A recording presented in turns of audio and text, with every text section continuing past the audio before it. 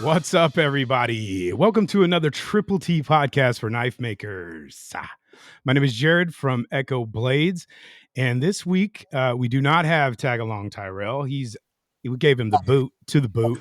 He's out hanging out in Italia, way over there doing pizza, and I don't know. Hopefully, he got eaten by a tiger in the Coliseum or something. That'd be cool. But at any rate, co-host is not here. I do have the great pleasure to be joined by Mr. Coy Baker from Baker Forge and Tool on this one. What's up, My boy. guys? What's up? And a super special guest, Tony Cetani from Hourglass Knives. Who? Oh, never mind. Tony Cetani. It's Cetani, but hey, it's okay. No problem at all. I say, well, why is it not Cetani? Because I don't know. They say that it's actually pronounced Cetani, but you know, I go with it all. I'm just okay. Yeah, I'm just all right. Good deal. Yeah. So already messing up, Jared. What? That's what I do. Already messing up. I told you That's shit what on I the do. intro. That's what I do. We talked about this for 20 minutes. I know. Cetani. And there you go. You say Cetani. Hey, Denis isn't here. We got to pick on somebody. Yeah, I know. I'm just Not gonna be do me. your thing. All right, go for it. Okay, Cetani. So for real, everybody. Coy, thank you for being here. Tony, it's good to see your face and talk to you here. But Tony's super special guy for me. There's probably two people that were really influential, monumental in the beginning of my knife making journey. One of them happens to be the co-host, Mr. Denis Terrell. But including that was a very beautiful soul, Mr. Cetani, who I was at work and talking to some people about I was trying to start making knives, and this dude that I don't think he works there anymore, but he comes up and he goes, "Oh yeah, my buddy makes knives," and I'm like, "Oh, that's right, yeah." I'm like, "Oh yeah, I guess, like sure, he doesn't do like what I do, And I think at that point I had like etched a folder knife, stonewashed a spider coat somewhere there. But anyway, he goes, "Yeah, he makes knives," and I said, "Oh yeah, we'll reach out to him, see if he's wants to talk and blah blah blah." Anyways, long story short, end up getting Tony's number and just doing the Hail Mary, because that's kind of how I did this whole knife making journey. Was just every time I wanted to say no, I just said yes and started doing that. So I reach out to him. Dude talks to me in Spanish for the first 3-4 minutes of the phone call. So if you guys know Tony, that's his jam, and he committed. And I'm like, and obviously I'm the world's worst Mexican, so I don't speak a lick of Spanish, and he's just going after it. And yeah, it was beautiful. So I knew I was in a good spot. But long story short, man, got to at some point we started talking, chatting, shared a bunch of information, looked at my stuff, told me it all sucked, which I really appreciated. If I said it like that. Well, I mean, just paraphrasing here, buddy. But yeah, but and I think that's one of the things that this community kind of lacks, right? Is a little bit of truth to some things. If you're a brand new maker, chances are your shit is going to get better. And he was very honest with me. One of the qualities that I appreciate from both Denis and him.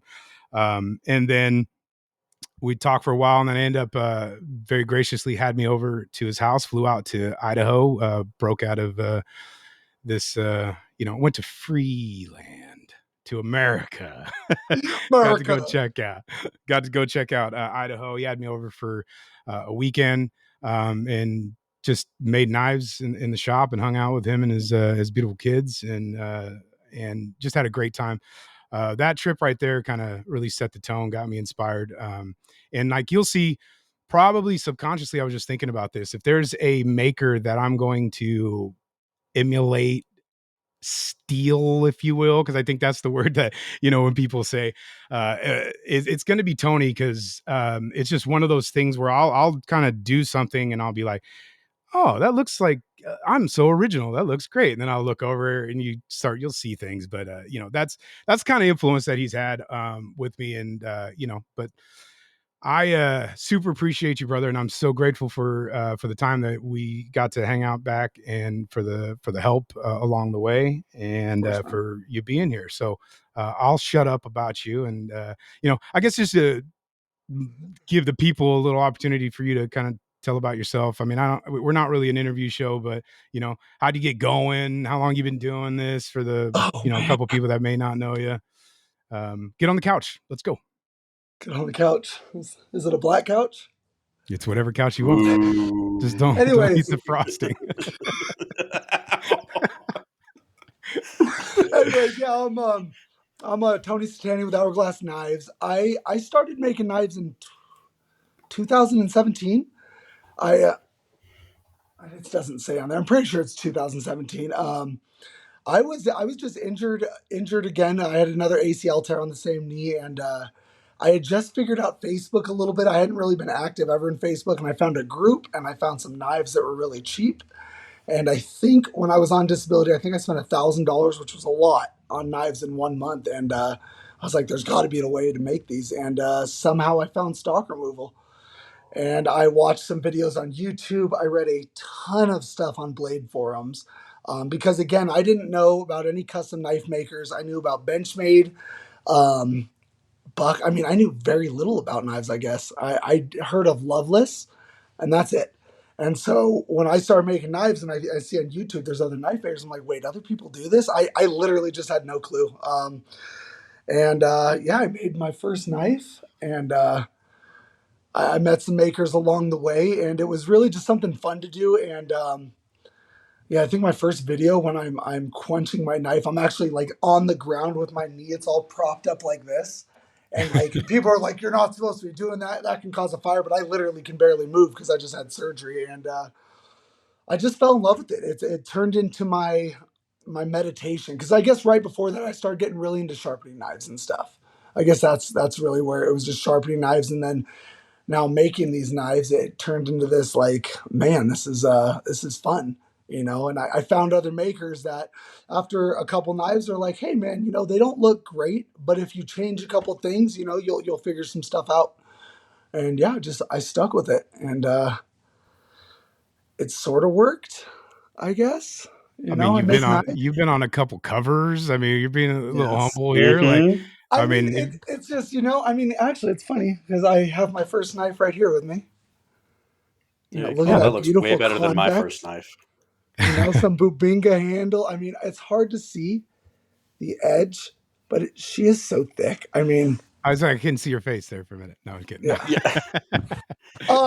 Really, and so, I started on this journey with making knives, and people were like, when are you going to sell them? When are you going to do this? I was like, I'm not going to sell these things. I'm just having fun. And then after I stopped using just metal at the local metal place, they actually had some 1080, so I was using good stuff. I started buying more expensive steel, not just using wood from exotic wood places around my neighborhood. I was like, maybe I can sell one of these. And I don't know. I started making knives. I sort of started with just basic knives at first. And then I would say, man, about a year, 2 years in, I just really liked the flow of knife. And I also learned this from other people,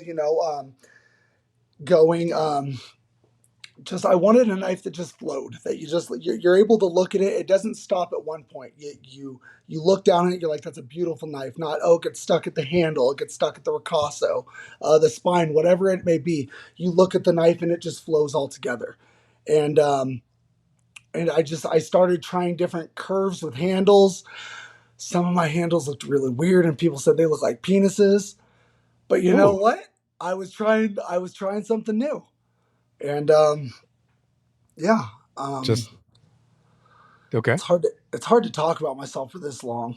I know. Well, I have one of the big things when I first started making knives, and I started showing like, oh, there's some progress. I think I did my first couple of moans and it actually came out good in the etch.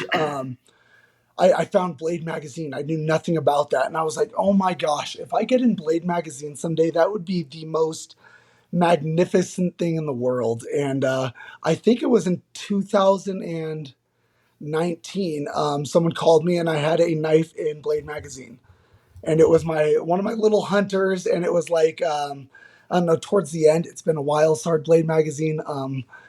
I think it's like up and coming makers or something like that, or new things on the market, and my knife was right there, and it was just such a trip to see. because I never thought I'd see one of my personal knives in Blade magazine. And That's it amazing. was just, I remember that. It was just so cool to feel that feeling. And like, that was my goal, just to get a Blade in there. You know, I never thought above that. And How did that blade end up in the magazine? Do you know? I did an article. Somebody reached out to me from Knives Illustrated. So before Blade magazine, somebody reached out from Knives Illustrated, and they had seen my knives, and I used to do a lot more videos. I'm a very hyper person, and with a lot of weird videos, and I was trying to get sponsored. LaCroix, Pamplemousse. That's right. I remember that. And yeah, Knives Illustrated reached out to me, and they did an article on me about this Waterloo. What is that, bro? Seriously, I didn't know that. It's budget. I'm gonna have to cut this short. Yep. And all right, guys, thank you for listening. yeah, so Knives Illustrated got a hold of it, and I think that was it. I think they might have found it. I can't really remember the first one. I don't know if I sent it in. I know I started sending in a lot of knife pictures in after that. I got in touch with, I can't remember the guy's name, but he was one of their editors. I got in touch with him somehow through Facebook, and I just started sending my pictures right to him instead of to Blade magazine. And then sometimes they would get lost or whatever. This was going right to the editor. Steve Shackelford. Thank you so much. Sorry about that, Steve. Yep. Yes, sir. Yep. Yeah, I think it's important too, though. I mean, you just didn't sit there and wait for it to happen. You were, actively participating in getting your shit out there and hustling. And when I wanted that knife out there, I remember going to my first Blade show. Oh my gosh. It was 2018, and it was, I think, my second Hamon. That was one of the knives I brought. And I was so proud of this thing. It was Blade Show Atlanta, the big Blade show. And man, it hurt coming back because I wanted makers to be honest. And I asked a couple makers that I really looked up to at the time, and they told me it looked like shit. They told me what was wrong with it. And they said, you're on the right track, but it looks terrible. And this, and just things I had never thought of. And oh my goodness, man, it hurt. It hurt so bad. I remember just coming back from Blade Show, my first Blade Show in 2018, and I don't think I touched knives for a month. Like, literally, it's not even that it hurt my ego. It was so much constructive criticism to take. It was really freaking hard. And I was like, I can't do this shit. I can't be like them, Yeah. Then is that why you didn't go back to Blade Show for like years? No, gosh, I would love to go to Blade Show all the time. No, you start a family and things change, and yeah, it's just not as much as a priority as it used to be. I really do want to get back out there someday. And yeah, it's about where priorities are at. Yeah. So that's awesome. I hear that. Yes. Well, I have a question that I've always wanted to ask you. Where did the name Hourglass Knives come from? Because that doesn't seem like it fits. So there's got to be a story somewhere. There's a huge story. So I never realized coming up with a name. Oh my gosh, there's so many things I would do different now. I sat on this name for 2 months, I think. It was originally going to be something like Alcoholics Knives or something like that. I'm very open about it. I drank for years. I quit drinking in June 1st of 2009. It's something that saved my life, and I'm very glad I did. But I've always been very open that, hey, I'm an alcoholic. I was an alcoholic, and I don't drink. And so I was like trying to come up with something funny like that, and it just wasn't sitting well with me. I don't know. I was just like, that's stupid. You might not want to explain this. I don't know. There's just a bunch of variances. And a lot of people that know me know that I love spiders. I absolutely love spiders. Enough where I looked into becoming an arachnologist. It was just a lot of schooling that I wouldn't be able to pass anyway. So one of the reasons I didn't do it. I love spiders. And one of my favorite spiders is the Western Black Widow, the Latrodectus hesperaris. And I love the hourglass on the underbelly of that. It's just something that I've always loved. I handle Black Widows, and they don't scare me. And you're a crazy person. I have a horrible story to tell right now. Like it is so ironic, the timing of this. So, oh my God! But it's not right if I don't say it. So, I unceremoniously ended the life of a Black Widow last night. Later, Tony. Yeah. He's gone. Bro, I know, dude. And you know, it's one of those things. I have a it's not one of absolute those things. They are I completely have harmless. I Oh, hear you. whoa. Harmless? That's a stretch. Yeah, I hear you that's what you're saying, but I am just yeah, scared of spiders is an understatement for me. But I'm my daughter and I went to something called and Coy, you're gonna love this here, buddy. It's kind of a golden nugget for you. But we went to something called Fork and Film last night. So it is an event that you go and watch a movie and they put on a dining cuisine that kind of complements the movie. They just happen to be Disney themed. So last night I went to the Wicked Fork and Film, and we were there. And you're from the Bay Area, so I'm in Brentwood. I had to drive to San Mateo last night. It was like an hour and Oof. 20 minutes. It was Sunday night. This is where I was saying, like, hilariously, I was trying to schedule this podcast for us to do this last night, and I didn't find out until like later on Friday evening that I had to do this, and I was like, shit, I'm glad this all didn't work out. So, anyways, drive over there, do that. Wonderful evening, get to spend the night, watch the movie, do the thing with my daughter, who's 24, and I just, when they're that old, anytime they want to hang out, I jump at the opportunity, and really cool. But we're driving home. We're about 10 minutes from the house. I get this FaceTime call from her, or she's like, "Where are you?" I'm like, "I don't know. I'm tell her where I'm at." I'm like a couple minutes behind her, coming down the road, and she's like, "I'm pulled over on the side of the road. I need you to kill the spider." And I'm like, "What? Like, how does this? What do you mean?" Like, she's like, "There is a spider on the ceiling, and it's gonna kill me." And we live out in the sticks, so she's on the side of this road. It's completely you live dark. in the sticks? Yeah. I'm out in Brentwood, man. What? We're Yeah, by bro. cornfields, and yeah. Cornfields. Yeah, you live Yeah. in the cornfields, guy. Yeah. So well, city sticks, yeah. But I was about to say. yeah. So I pull up, and I gotta pretend to be dad. I'm definitely afraid of spiders, and I look, and man, and I don't care what anybody says.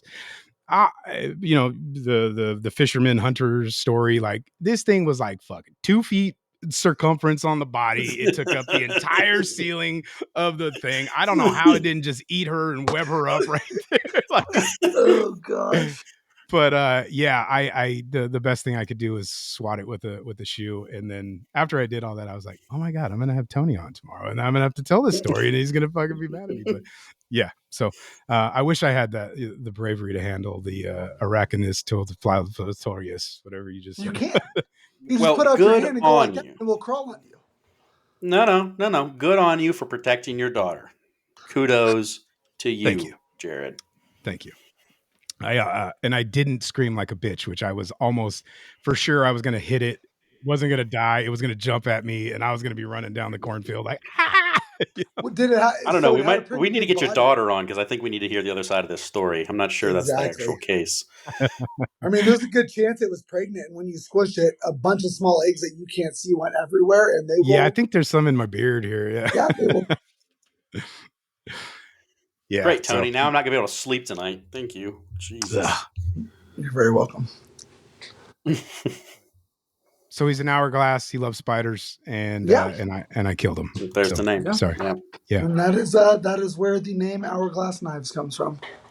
Oh, Cool. and speaking of, when you started talking about the spiders, I realized that is actually in your logo, and I never knew that until we cast it in powder in Damascus. Oh, Remember when we that's did right. that a couple of years ago? Yes. And I had never really looked at your logo that closely until we did that, and then I was like, oh, there's actually spiders in there, or spider webs. It's a web, yeah. I think I have his hat on. As Tony digs through his entire shop. Oh, he's got it right there. Look at that. Oh, look at that. Yep. Forge that thing out, man. Come on. Yeah. Thank you. He kind of messed it up and forced it out. Right now first. There you go. And now that's another thing too, is that when you're starting out, you're doing the am I a stock removal? Am I a blade smith? Am I forging? Am I not? You know, I and I think remember all of that shit. And I was stressing out so bad because at that time, I haven't seen it in a while, and I also got out of a lot of the beginner groups, but the amount of people that would stress about that and like, well, you're not really a knife maker because you're just, stock removal, or you're doing this. It's like, oh, if you are buying a blank piece of steel with a bevel already ground and it's already sharp and you attach a handle, you're not a knife maker. You're a handle attacher. That's all I got. Everything else, you are a knife maker. And I've done my forging. I made a hatchet actually for the director of NSA 2009, 2020, I think it was. Yeah, and I forged that out. I forged I think an 80 CRV2 bit into this head, and it took me 4 or 5 times. It was so darn hard. Yeah, that's yeah. It is interesting how that's kind of shifted a little in the industry. You don't really get that hate from a lot of people anymore about not hate, but that comment of, oh, you don't forge it, you're not a real knife maker or whatever. The mindset has really shifted. We fixed You don't get it from makers. Yeah, I've heard it from potential customers.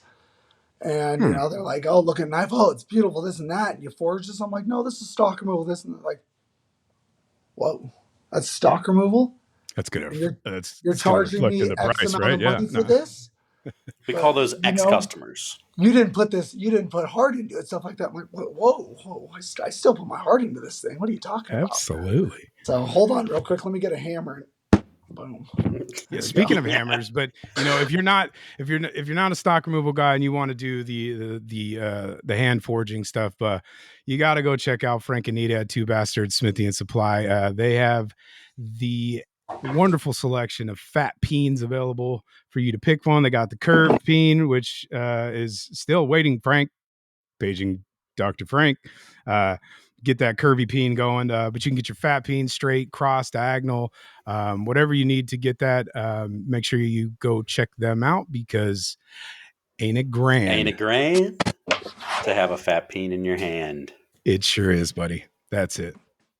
I was going to say it with you, but then you stopped. But yeah, I don't know. I don't want to be like you. We just did that weird, awkward bro shake, where I fist bumped and you open it. Yeah. Hand open palm thing.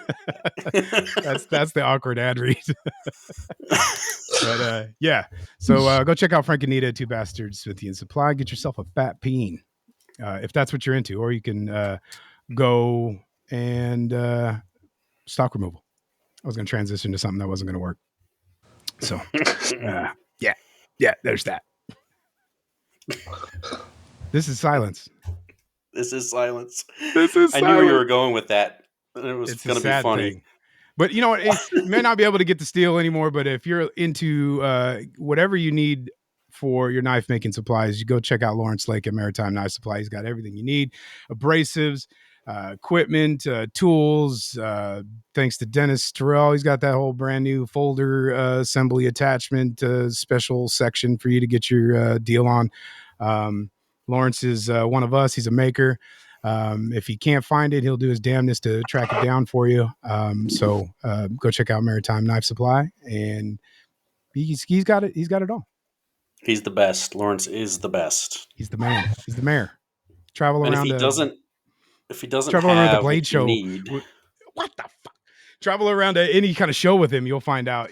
We always. I always teasing Coy last time he was on that. We all aspire to be Coy famous, but I think Lawrence has got you beat. Lawrence does have me beat. That is true.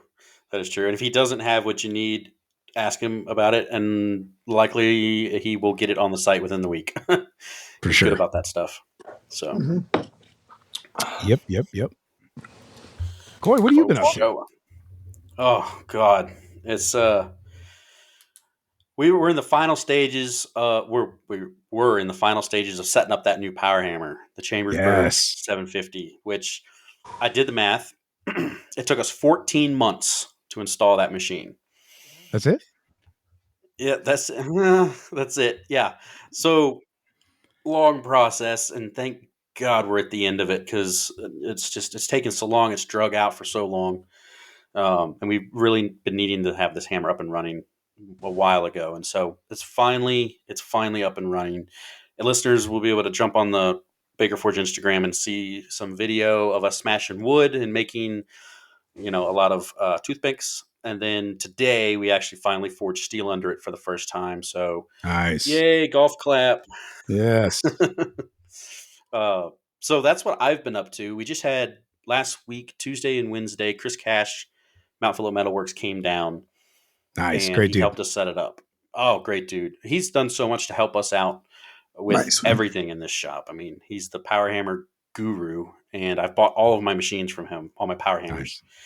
And so he came down, helped us set it up, and helped us tune it. There's a lot that goes into tuning this thing. A lot of valve adjustments and adjustments on all sorts of little bells and whistles on this thing to get it to run properly, because you got to tune it and time the machine basically so that it's stroking at the proper time and it's touching off the valves at the same time. Yeah. And you got to make sure it's lubed up. Gosh, you got to run a lot of lube in it. Hold on. It sounds like you have a job for me. Yeah. I do. I need somebody to pour lube. Yeah, so that's what I've been up to. But we are officially forging stainless on the Chambersburg. I got to tell you, yes, when you step up from a 350-pound power hammer, where the ram is 350 pounds, to 750, it feels like you're forging with like a Honda Civic. Like, it's so much power. It's scary power. It is unreal. How much material can move. And they made this style hammer up to 4,000-pound rams. Jeez. So I can't even imagine what those would be. This is actually the smallest they made in the high frame. So wow. Anyway, it's been a fun project, and I can't believe you just mentioned earlier, Jerid, that you've been to Tony's shop. He must be a better friend because you've never been to my shop. Yep. So he invited me. Otherwise. You would have got to play. That invitation was old. I don't. Wait, Jerid, Jerid, you made me steal. You said I haven't got steel from you. I've gotten steel from Coy. You're right, and that is 100% true. And I have still to this day have not located that fucking piece of Sanmai that is earmarked for him. I hid it from myself. Or Denis picked it up and used it. Yeah. Of course, the old tag along just couldn't let me give something to somebody else. He has to be the main squeeze there. I'll give you the benefit of the doubt, man. Yeah, that's the truth. But yeah, thanks for reminding me, fucker. Yeah, I think about it every day. I think about it every day. You made him a bar of steel? I did.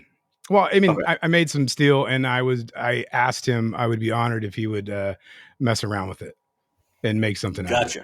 And I was going to make a poker with it, like a fire poker. And then I never sent it. So it's like you're trying to hone in on my market here, buddy. Yeah, he's my buyer. Oh, he put brass shims in there. He put brass shims in there. Yeah. What? Oh my gosh. Well, when Denis and I came up with we're not heat treating the steel. Yeah. Yeah, when Denis and I came up with Kumai, it was. Oh my god. That's good stuff. I'll just sit back and listen to you guys. Yeah, this is great, man. Yes. Well, I guess this is a good transition too. If you're not into making your own steel, I know where you can go. You can go check out my boy Coy Baker and his crew at Baker Forged and Tool. They are the maker of all the premium and awesomeness of pattern welded everything. This week's drop is Disturbed Gomai Kushim in chevron and wavy with 100 layers of 15N20 1080 disturbed Damascus cladding, a copper shim, and a 1080 core. This new layout delivers iconic style with a daring edge. Available now on our website. You can also use the Baker Forge and Tool app for one-day early access to the newest drops. And you can also take advantage of the line, you fuckers, of line of Gator Piss, the premium etchants for all your Damascus needs. They have the OG Gator Piss blend. Yes, that's the one. Gator Piss Heavy for darking out that 1080 or 80 CRV2, and the Gator Piss Max for the stainless. Not done. Not even nearly done. We also have the nano ceramic coating for protection of that beautiful. More. Yes, but wait, there's more. You want to protect that steel? You can do that nano ceramic coating. You could just, it just beats off all those water droplets. If you call now, Jerid will make you a knife. That's with your purchase of nano with your purchase. And you know what? And you can't just like go around and just dipping this shit into gator piss. You got to clean it first. So then you got to take advantage of the brand new Grime Reaper, the new. I don't know what it is a fantastic cleaner to prepare your steel for etching. And you can load up all of those things in your cart and use the discount code T10 for 10% off that purchase. Do I get that? There you go. Good job, Jerid. That was quite the ad read. All right, now let me fix everything. So first off, Disturbed Go My was last week's drop. Disturbed Go My was last week. This week is something else. And before I get into that, though, you mentioned Grime Reaper. This podcast comes out tomorrow, correct? That's correct. Perfect. Tomorrow? Well, then, yeah, tomorrow. So as the listeners are listening to this, Grime Reaper is officially launched to the public.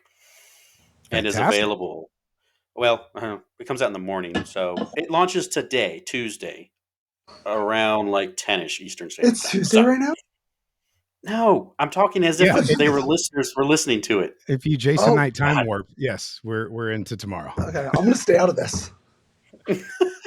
Grime Reaper is available for purchase. The esteemed podcast sponsors and whatnot, or podcasts we sponsor, got a brief intro into that product ahead of time. I don't know if Jerid's used any of it. Probably not. I have not yet. Have you sprayed the can at least and smelled it? It smells delicious. Citrusy beauty. Oh, it's so good. So nice. It's launched and it is available for purchase now at bangerforge.com/Grime Reaper. It's good stuff. I've gone through so many cans of it already, just cleaning machines in the shop, cleaning the power hammer while we're working on it. It breaks down the stuff and the crud and grease just drips right off the machine. Nice, man. I love it. But the biggest thing is it doesn't leave any residue. So did I go over the Grime Reaper last time I was on this show? No, you did not. Jerid? Okay. Lay it on. This is my first time hearing of it, Coy. I am so sorry. I thought I've stayed up to date. I'm super pumped to hear this because I'm sick of smelling brake cleaner. That's because all you watch is hunting videos on Instagram. You need to cleanse your feed. This is some good shade here, bro. That normally comes my way, Tony. Thank you. That's right. I appreciate that, Coy. Anyway, Tony, you'll be able to buy a can of it for $14.99 tomorrow on the website, by the way. So...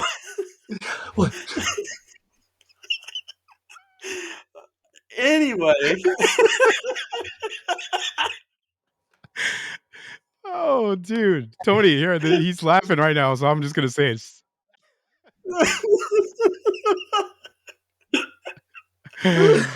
Oh, my God. Yeah, one more. My train of thought.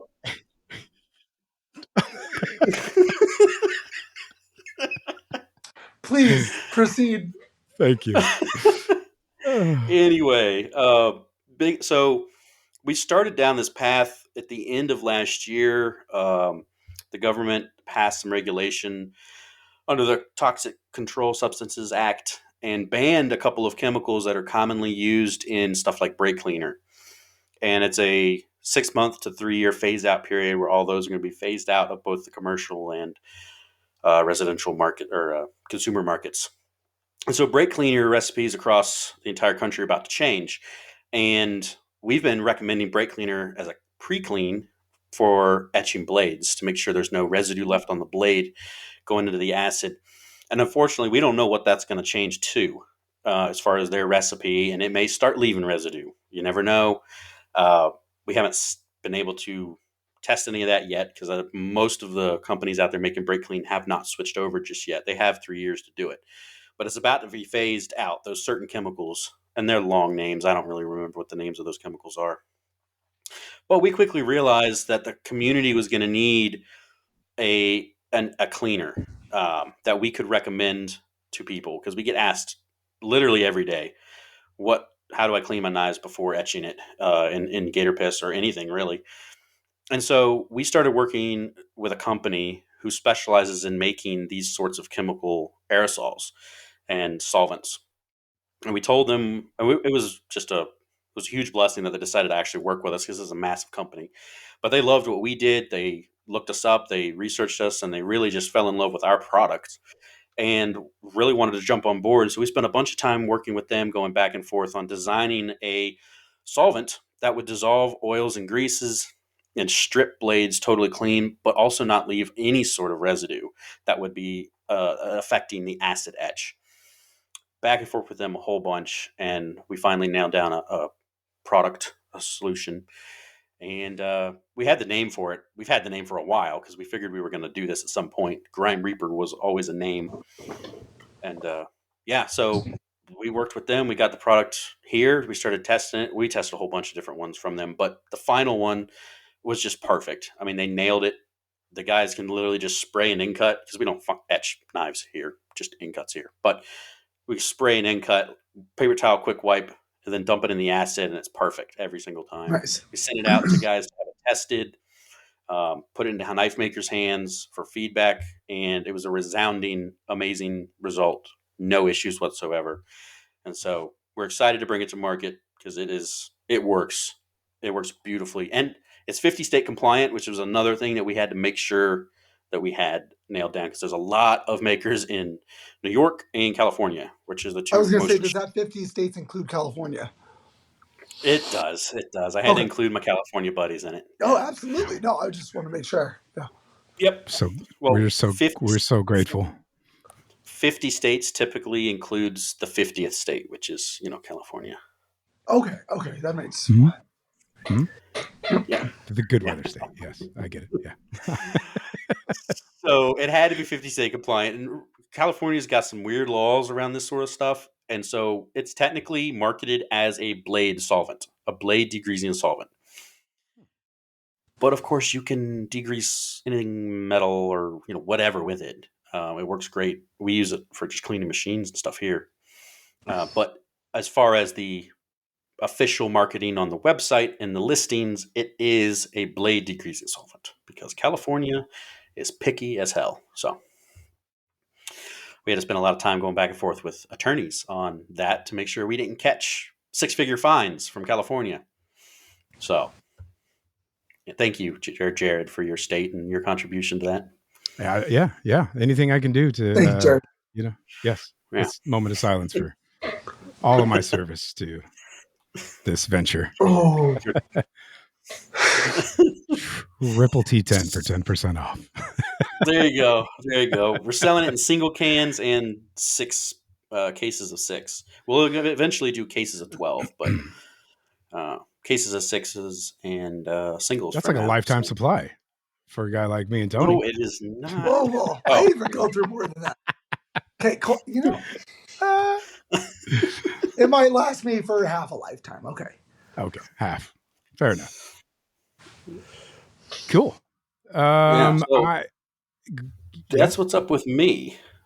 It's so stainless. The update is in production, baby. It's in production. We're rolling. Availability? Soon, very, very soon. I don't know if it's officially on the drop schedule yet. The first batch isn't completely done, but we are already on the second batch. The initial forgings have already begun. So there's 2 patterns in development already, and one is really close to being done. And then it's going to go on the drop schedule, probably going to be early November, because we've already got a couple of batches in the pipe. So, well, congratulations, man! I know that has been awesome, a hell of a journey, a long time, a lot of hard work, and we're all very happy to hear that and excited to grab a piece of that good stuff.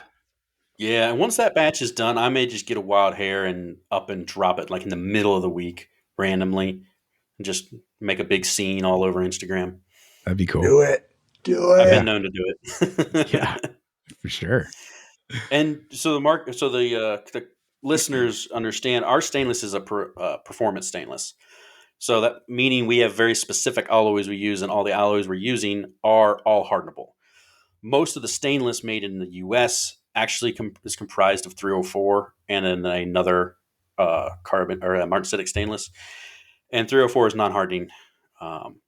It, quote unquote, absorbs some carbon from the other steel, but not really enough, in my opinion, and metallurgists' opinions. So ours is a true performance stainless of AEBL and 154 cm. So there is a distinction there. We're going to make sure we push that distinction. It is straight up performance and none of the cheap 302. 302 is added, for those that don't know, it's added to the stainless for the bright color and because it's cheap.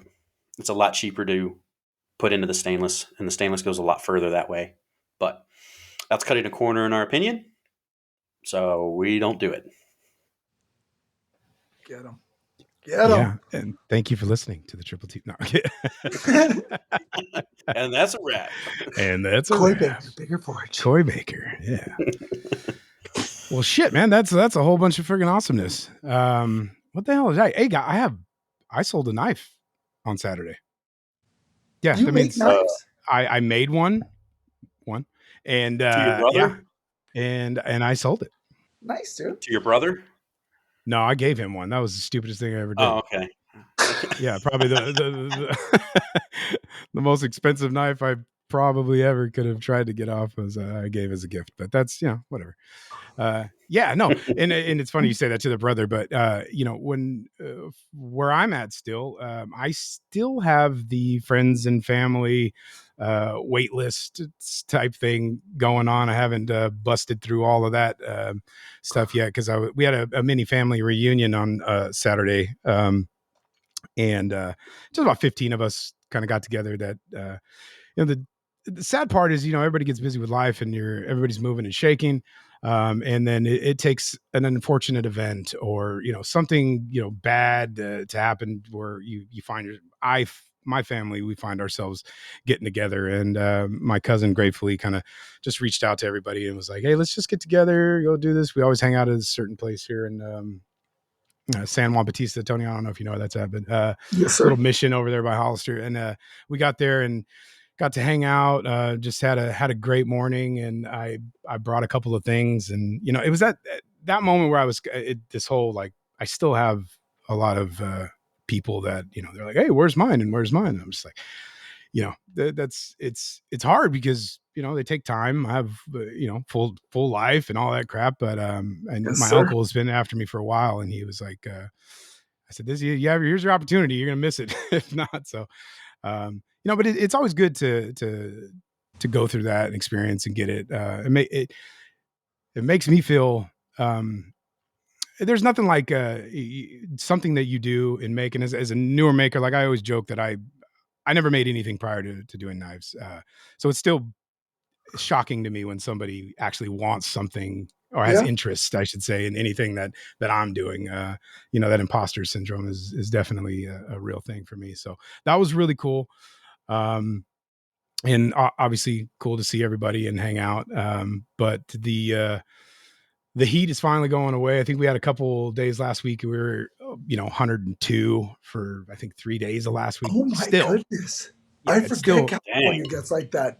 Jeez Louise, man. And it was late this year. It didn't really hit until like the end of August, and pretty much all of September was just fucking roasting. But so we're finally calming down and getting back in the shop. I just posted a reel when Brent and Denis were over here at the shop, and I was putting them to work. They were with this whole hand sanding assembly line going on. But it's good to finally be getting back at it.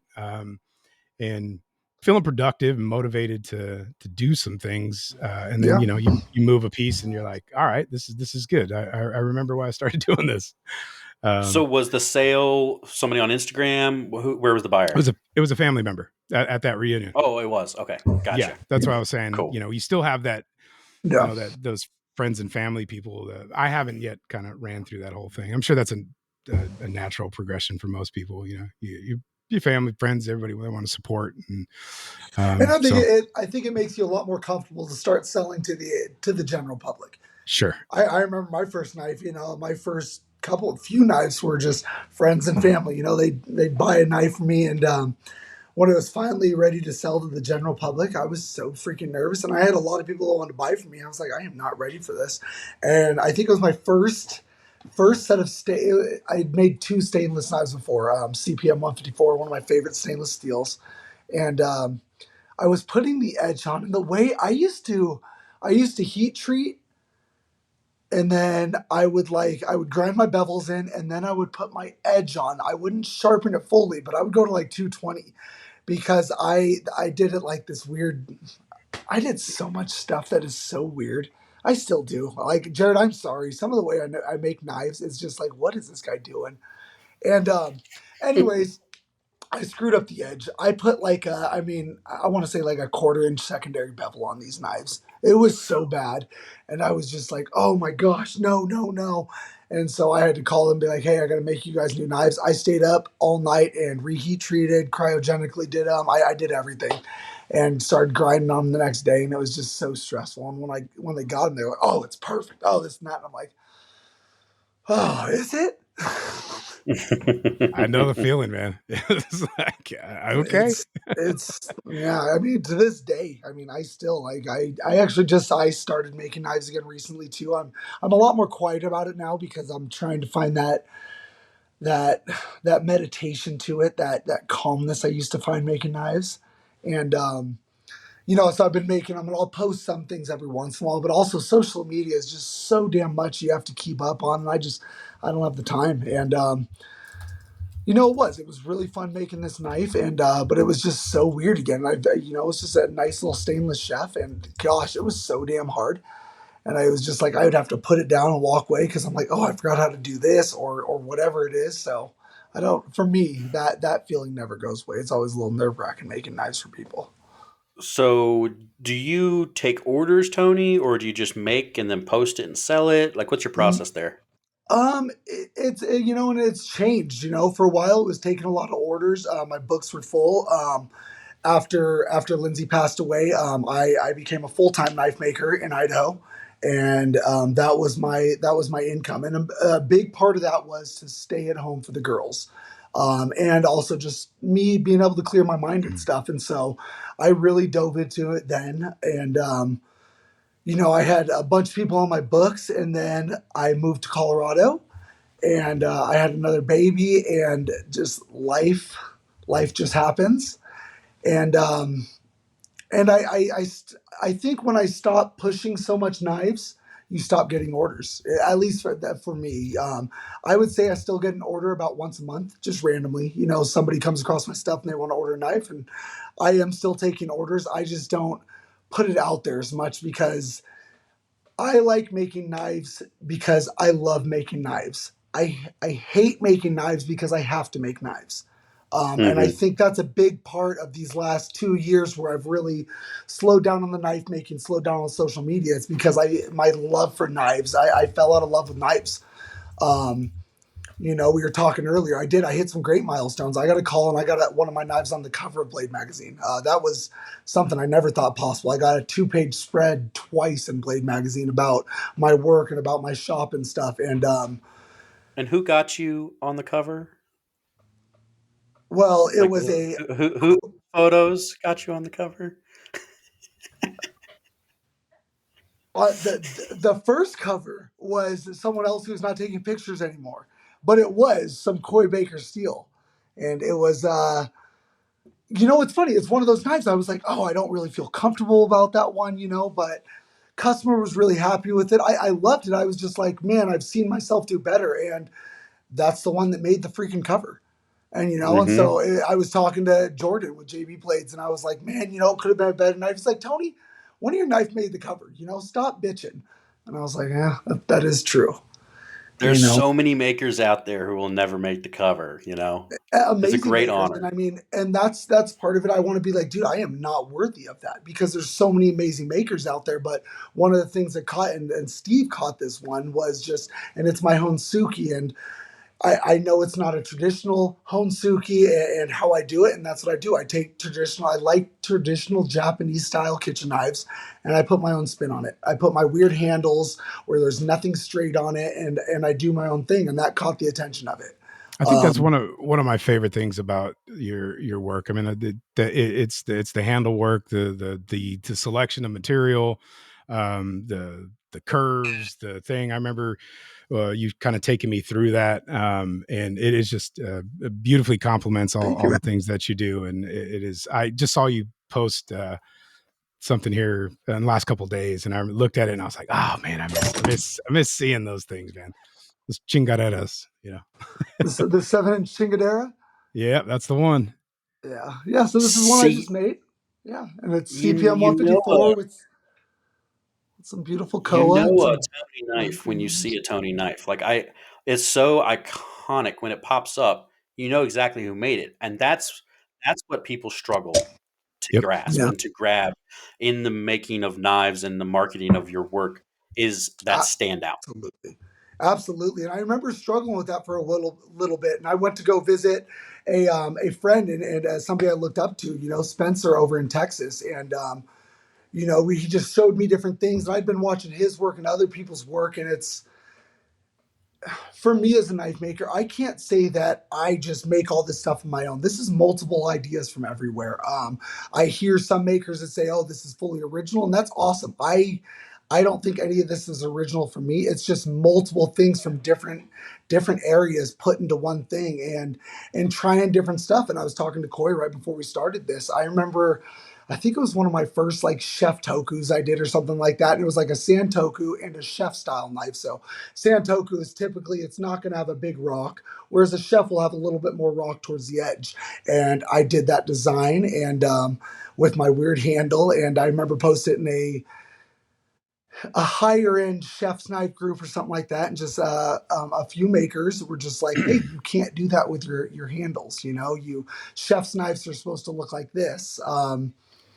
And I was just like, I can understand that, but I just want to try something different. And the chefs that I talk to and I do sell to, I mean, if you're holding a knife, I mean, most chefs aren't, full hammer gripping that knife. They're pinch gripping, they're finger forward. There's so many different ways. So a lot of times the handle doesn't matter as much. It's more of a balance thing and making sure there's no hot spots, of course, and everything. And again, I just want to try something new. And I think that's the biggest thing when you're making knives. Just try what you want, regardless of what anybody says. And that's the funnest thing about beginning and making knives. You're figuring things out. You're trying different things. You're trying some weird ass fantasy swords or whatever. And it's like, it might not be plausible, but it's so damn fun. And I think that's what builds up the character and it continues with your knife career. Yes, I agree. And go ahead. I was just gonna say that I think people lack the ability to give them permission to be different. I struggle with that, or to try new things, or to think what's cool. I always bust Dennis's balls about like. I was like, I should put 3 pins in here. No, that's stupid. Blah blah blah blah. Blah. And I'll bust his balls about that you can't say that's stupid, bro. Like that could be somebody's thing. Like but it's the ability to understand that, especially when you're newer. You're everything you do. There's something you're going to emulate subconsciously. Like it's gonna you're when you put it side by side next to something. There's always going to be similarities, and just having the ability to give yourself permission to go through that process. And I totally got sidetracked there. Is freeing, and if you can get to that point, that's I think where you get to grow and develop your own identity. Yeah, 100%. And if you're out there grinding handles, Jerid, what grinder would you recommend that they use? I would definitely run with the Ameribade 2x72 fastback. Awesome machine, full go getter. We also have the hyper disc for the multi-tool unit that can do all kinds of things. One of the best things I'm Tony's finishing of handles is really awesome, and I'm not going to bust you out here. There's no secrets really, but the variable speed buffer was something that kind of blew my mind, and it is still one of the most dangerous machines there. But I think that's one of the awesome deals about the Hyperdisc is, there's so many attachments to it, but you can basically get yourself a variable speed buffing system with that, along with the disc grinders and the and it's really quick attach. I mean, it's fast to change tooling out with that setup. They did a really good job. I mean, you can look at that and really see that Eric and Kevin are engineers at heart. They come with a background of understanding the product from a usability standpoint in a shop. I visited those guys out there. I saw their operations. These guys build the best grinder. That's why Baker Forge only uses AmeriBraids and has from day one. That's right. And those guys are great to work with. So highly recommend. Yeah. So if you're in the market for a new grinder, go check out AmeriBraid and the Fastback 2x72. And while you're at it, go dump a Hyperdisc in the cart too, because we're all balling, right? I mean, that's just how we do it. I'm doing it right now. I'm gonna get another one. Buy once, cry once. That's right, for sure. True. That is very true. Yeah. Oh man.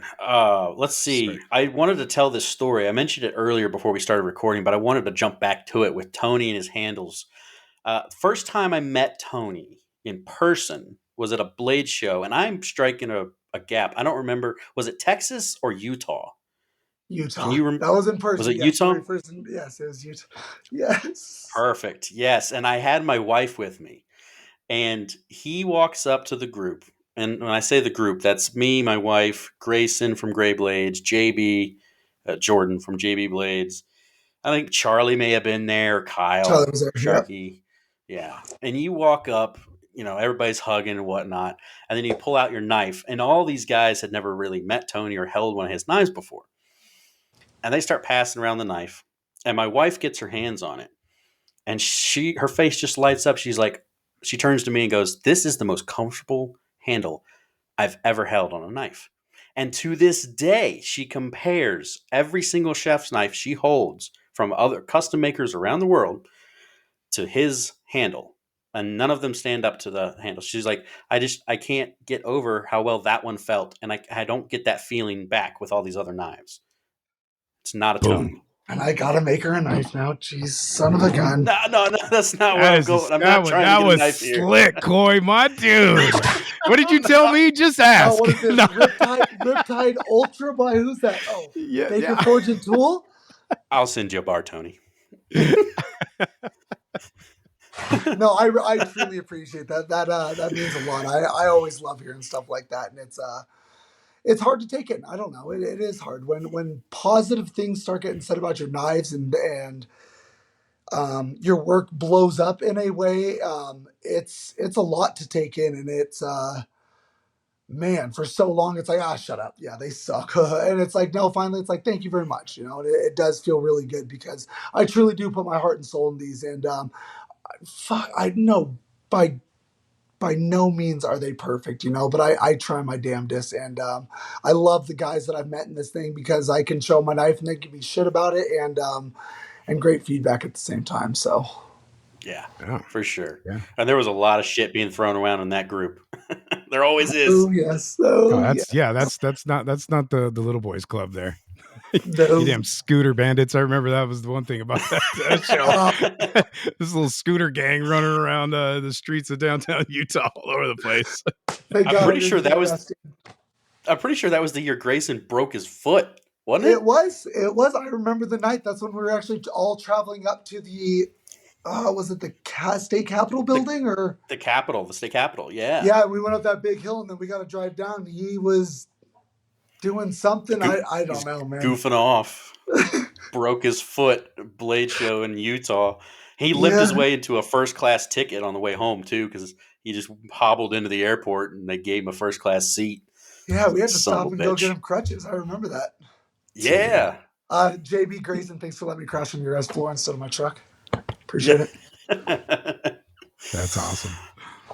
So Tony, what is the exact process you use to heat treat AEBL? Oh, AEBL. So first of all,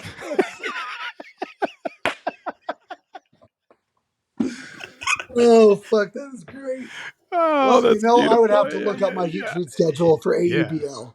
That's funny you bring that up. But if you are in the market for a new heat treat oven, make sure you go check out Even Heat Kilns, makers of the best knife heat treating kilns around. They're a family-owned and operated company since 1948, building the highest quality knife heat treat ovens around. And I'm looking at one right now. I will tell Fantastic. you, dealing with Even Heat since 2018 when I brought my first kiln, they've been absolutely amazing. I got the old KF18, didn't have the heat guard, didn't have the stand. I talked to a guy a year later, and he sent it to me for free with some other stuff, and I love mine. I got the Ramp Master. I didn't get the nice fancy tap, but I've never had a complaint about my Even Heat. Absolutely love it. Yeah, for sure. And you will too. So go check out Even Heat Kilns. Maritime Knife Supply has them. They also have Baker Forge and Tool, among a handful of our other sponsors. Because if you're gonna heat or you're gonna protect one of those beautiful handles, you got to go check out Travis Haynes at Pelican Paste, the maker of the premium Pelican Paste wax. They got hard wax, soft wax, Pelican oil, hand salt, soap, and the all new. I guess it's a little. Not new now, but the locked in cast iron seasoning butternut. Again, you could use the discount code Triple T10 for 10% off, and tell them the boys at Triple T said what's up for sure. And then Jerid, something, no shade to the Even Heat guys, but what is something they should never put in an Even Heat oven ever? Grip X. Don't ever put that in the oven. That'll cook it for sure. That'll cook it and make it a gooey mess. Yeah, absolutely. But you can put Grip X on your handles for absolutely, and you should. I mean, if you're not doing it, I don't know what you're doing. We should just end this right now. But yeah, go check out Grip Tech Composites, Grip Tech Official on IG, the makers of Grip X, formerly Grip Tech. The grippiest of all grippy things around. And they also have a Grip X 3D, the limitless color supply for higher finishing abilities on and still get the same grip feel on it.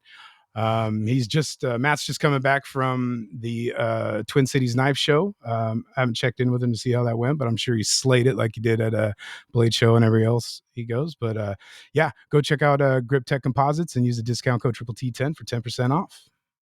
Yep, best handle material out there. Tony, you ever used any Grip Tech? I have not yet. I have seen it though, and this is since I've slowed down in the knife industry, I've seen that this has popped up a lot lately. So yeah. It's catching on quite a bit, and it's pretty affordable stuff. You should snag some just to play with, see what you think. It's sure. Once you put it on the knife, you can actually sandblast it to reveal more of the grit in it, and you can make the texture of the handle material more and more grippy depending on how much grip you want, just by sandblasting it. Very cool. It's a resin rubber hybrid. Okay, very cool.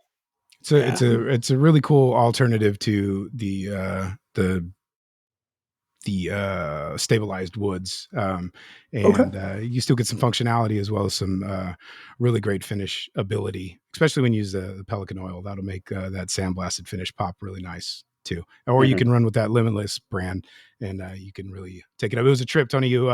First time I was using it, I was trying to finish it, and I'm getting hand sanded, and I'm like 120, 220 off the grinder, and then I go to 400, and it starts getting stickier and starts like smearing around, and I'm like, what the fuck is going on? Obviously a guy like me doesn't read instructions, but so I make a fucking couple of calls, and they're like, yeah man, you gotta stop. And I'm like, whoa, this goes against every thing I've been taught, is to hand sand to high finish and buff and do all that. Not the case with Grip Tech Grip X. You can stop there, sandblast, and then when you're done, you've got this real nice grip composite material, and it's really cool. A little Pelican oil on there, and it'll come out real nice. So it is going to become the industry standard handle material. I mean, yeah, it's good stuff. It's well on its way. There's some really big people jumping on with that. Some really big brands jumping on with that. So there's a lot to come out of Grip X or Grip Tech Composites in the next few years. Yep, so. Absolutely. Cool. Well, who do you guys got for a maker spotlight? Coy. Tony, you want to go first? Okay. I can go Okay. first. Do it, Tony. So I've been out the knife game a little bit, like Coy said. I like watching my hunting videos, my fishing videos. That's right. But I gotta say, I'm just loving Grayson's work. Gray, dude, I just ever since he started these little pocket tontos and stuff, man, everything you're doing, absolutely love it, bud. Yeah, I gotta say, Grayson, man, just love He seeing doesn't his stuff. listen. He doesn't listen to the show, so you can stop talking to him. Okay, Just good. talk Yeah, about fuck him. God, man, I'm so sick of Yeah. seeing this shit. Oh Yeah. my gosh. And all that fucking tacky Japanese shit he's putting out all the time. Goodness Yeah. gracious. You That's should. not a walkie. Can Well, somebody we'll tell me? tag. Yeah, we'll tag him in this one. He may jump in for a special guest listen. But when I said, who you pick? He's Grayson. I was all that tacky Japanese shit, bro. Tony's face was like, oh fuck, dude! Like that was priceless. I loved it. It was. It was. Oh man. But for those that may not be know exactly who he's talking about, is it Weltic? Yes, Is his Grayson last name Weltic. Weltic? Yeah, Grayson Weltic. That's gray.blades on Instagram. He has 5,611 followers, and like Tony said, just really awesome stuff and a fantastic maker. So make sure you go give him a follow. Oh goodness, the amount of tips I've gotten from him and Gator Piss, and I mean Coy was there with the Gator Piss and and just all the different stuff, and just people laughing because hours and hours on the phone and trying this and trying that. Oh man, it was good times. Yeah, I got a lot of love It for was Gray. good times. Yeah, Oh, he's my one of boy. the only people that I've ever heard say that he truly enjoys the fit and finish process. That's his jam. He said, and I was like, Well, oh, it shows. It It shows in his absolutely. finishes. Yeah, Really. We had just actually this morning shipped out his as big. It's a Chinese wakizashi. I don't know what you call it. It had some specific name. I forget the name. Sorry, Grayson. Takazaki. But yeah, that's it. What he said. He's been working on this build for quite a while. We made the steel for it. It's a custom mosaic blade, a very, very long one, and it has 8 plug welds in it. And each plug weld is a different mosaic pattern. Oh, and wow. that was a huge undertaking to make that steel. And I almost fucked it up like 3 times. And actually sent it to him with hey, this may not work. There's some issues that they didn't come out all the way on the Blanchard grinder, and he's going to hog a lot of material off. I was like, bro, it may not work. I don't know. But it was we'll try once, and if it doesn't make it, like, I can't remake those mosaic components. They were steps in different builds throughout the years. And so it was kind of like a once, like it's only going to happen once. And he made it work. It came out beautiful. Fit and finish, just drop dead gorgeous. I mean, I could see myself in his 15 and 20 in that Damascus. Oof. So Really love it. cool. Love it. it was insane. All right, Cole, who do you got? I've got Mount Phillip Metalworks. That's Chris Cash. I mentioned him earlier in the show, but I'm going to mention him again as my shout out. Instagram is Mount_Phillip_Metal_Works. And he is a tool guy. So he doesn't make any knives, but he restores old tools and machines, more specifically, lots of blacksmithing tools and power hammers and such. He's my power hammer guy. I've bought power hammers from him for years and a lot of other tools, but he's just one of those down-to-earth guys who give you the shirt off his back. Love him. He drives down. It's like a 6-hour drive, and he drove down here just so that he could help us turn the power hammer on and make sure the valving was timed correct. And we spent Stroke and lube it.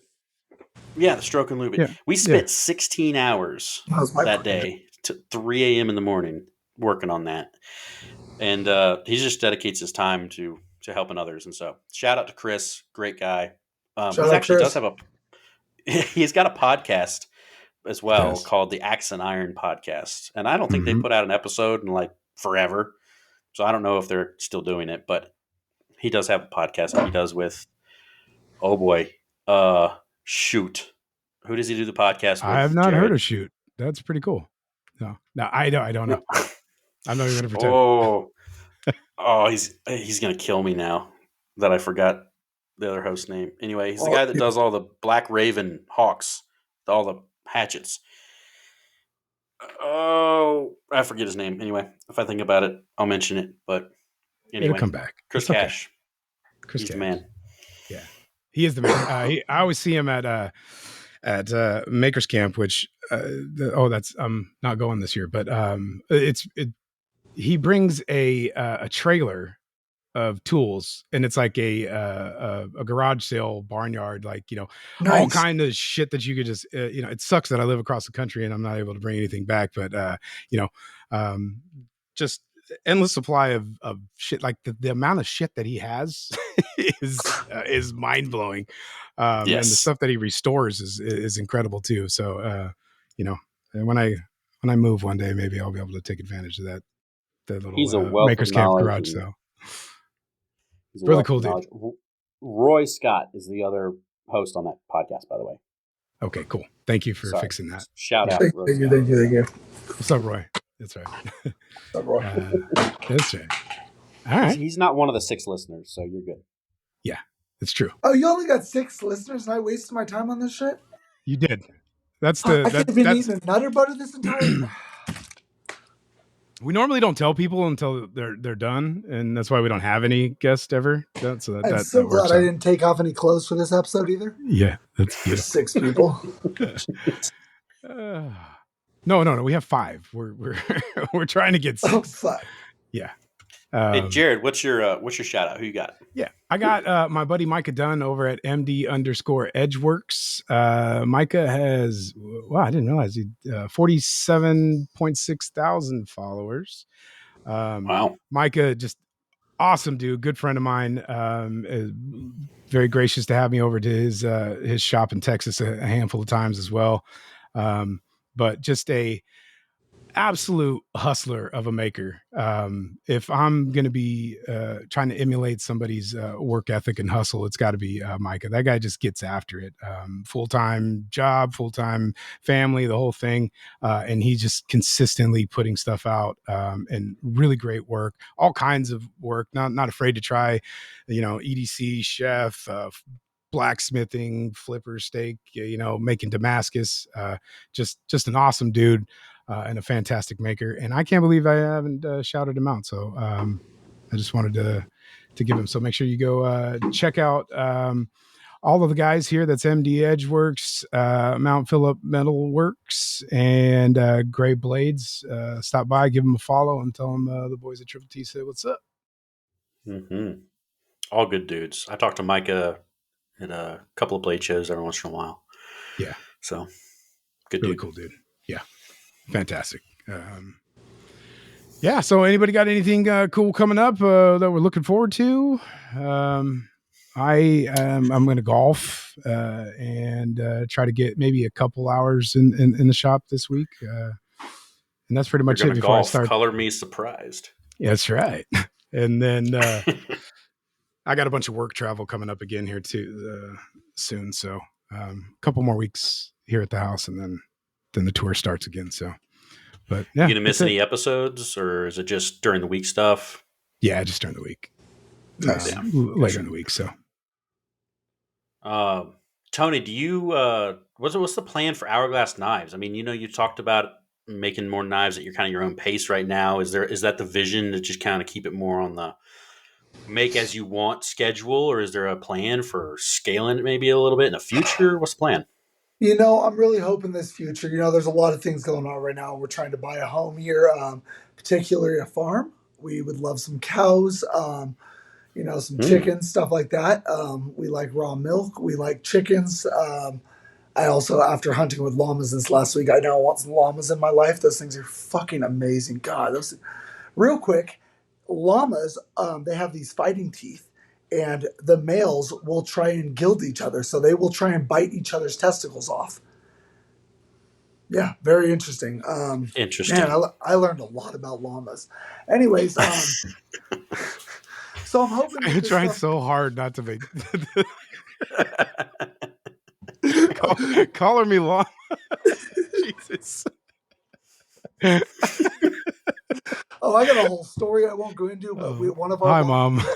One of our llamas, I was recently bow hunting. I do archery, and I went elk hunting at down at the Rio Grande National Forest, Colorado, New Mexico border. And we brought our llamas with us. And one of our llamas was almost raped by a bull elk. Oh. No kidding. Probably shouldn't use that word, but hey, I used it, and that's literally what happened. It got wrapped around some trees. Yeah. It got wrapped around some trees, and you can leave llamas for a few days. If there's green grass, they can survive. They're like camels. They're related to camels, so they store water, and you don't have to give them food and water for a couple days because they're surviving on the grass and they're absorbing the water.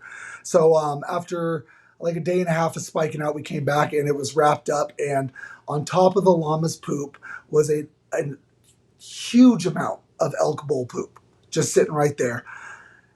The llama itself had pee all over the side of it. And its ribs right here were very tender to the touch, like the L was sitting there. So I think we came right back at the time. Oh, God. I love llamas. I don't know. We got a lot to talk about when we're off air, boys. Llamas fucking llama whisperer. I love this.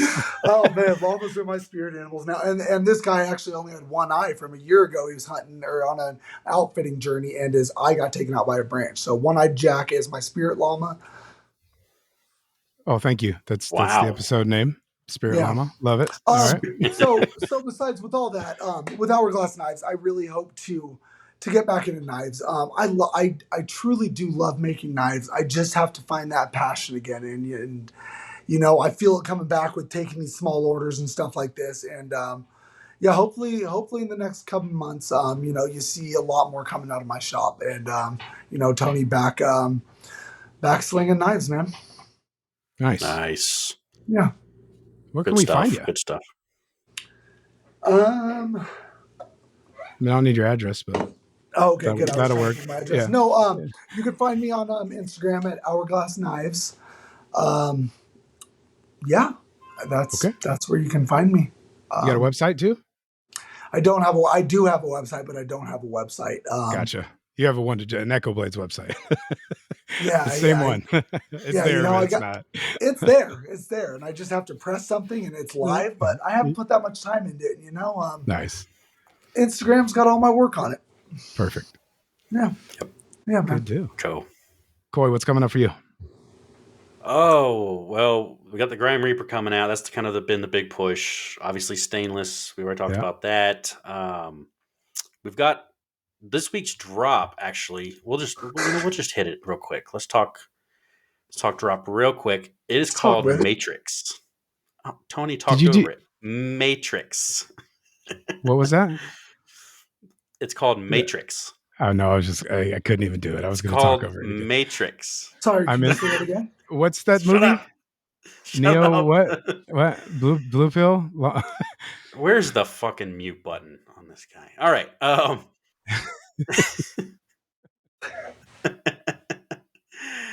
Anyway, this is a brand new pattern that I've actually been wanting to do for quite a while. So this week's is straight Damascus. It's the Matrix pattern Damascus. There's no copper in it this week.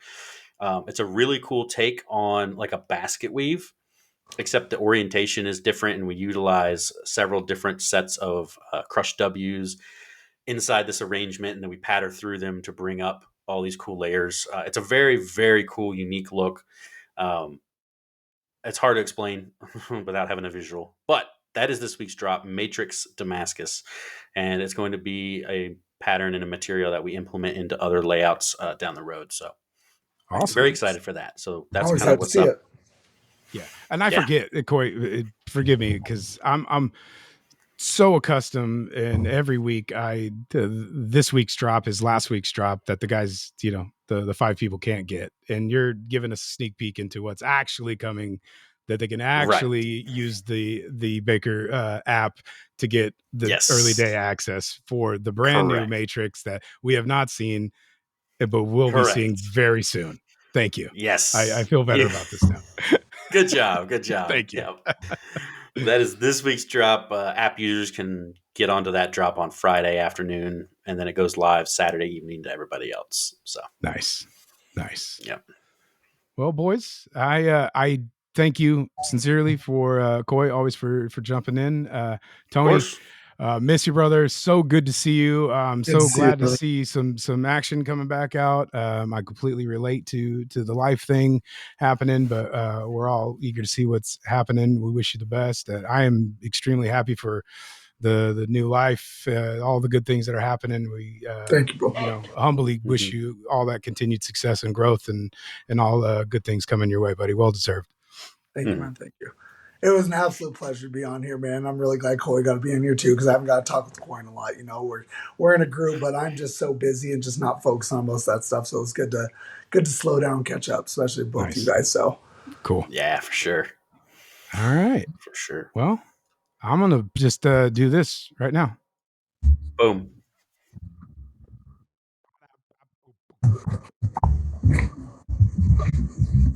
I'm not a fan of Wu-Tang. I meant to tell you that.